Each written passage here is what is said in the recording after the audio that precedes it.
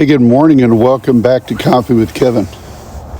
Hey, I love coming out early in the morning, watching the sunrise and seeing the moon. That is so cool.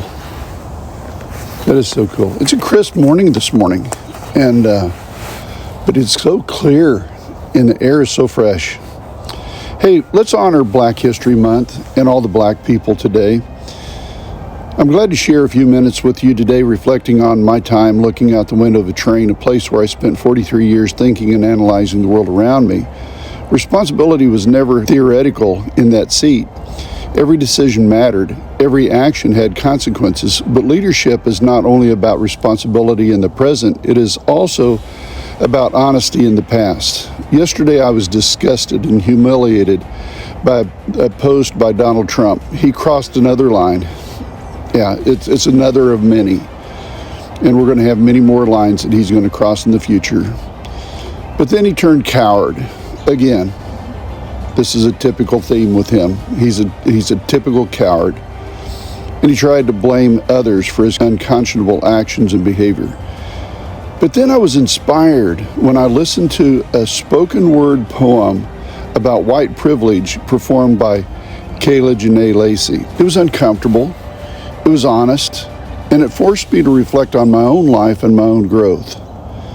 Let's talk about that. Why was it painful? Because I grew up in white privilege. I grew up in a racist neighborhood, in a racist school environment during segregation and desegregation, and in a culture where language and attitudes we now recognize as hateful were treated as normal. I said things I should have never said. I used language that caused harm. That truth does not disappear just because I regret it. You cannot say at one point in your life that you caused harm and then in another part of your life just say, I'm sorry, so let's move on. But you can call out your transgressions for what they are and decide who you will be going forward in complete repentance. That is where leadership begins. When I later pursued my education in administrative leadership at the University of Oklahoma, one lesson became clear to me. Leadership is not about comfort. Leadership is about accountability, growth, and doing what is right even when it is difficult. So this morning, I want to draw a line in the sand. If you say racist things, stop. If you believe racist ideas, confront them and change. If racism exists in your family, your workplace, or your community, challenge it directly and consistently.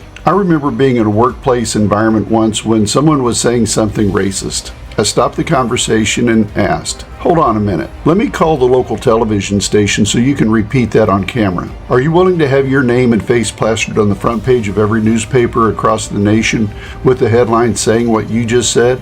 If you're not, just don't say it to us. Because if you're not willing to say something publicly, you already know it's wrong. Well, folks, from that lesson, I want to talk about this. Racism survives in private spaces, whispered conversations, and moments where people assume no one will push back. Leadership means refusing to let those moments pass. Do not laugh at racist jokes. Do not excuse racist language.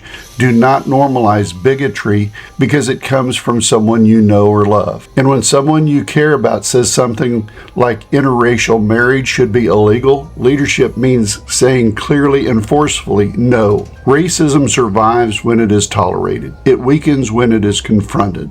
And sometimes leadership means setting boundaries. If people in your life choose racism over decency, you may not be able to change them, but you do not have to give racism a comfortable place to live in your presence. Isolate racism. Starve it of acceptance. Let it die from lack of oxygen. None of us can change history, but all of us can decide what kind of future we help build. On the railroad, you never ignore a dangerous condition just because it had existed for years. You fix it. You correct it. You made sure it did not harm the next crew. Our country deserves the same responsibility. And right now, we are seeing leadership that moves in the opposite direction. Donald Trump is using division, grievance, and racial provocation to fraction the unity of our nation. What he did yesterday, when he posted that offensive and racist depiction of the Obamas on social media, and then denied and blamed it on staff, that was cowardice. That's not leadership. He was a coward.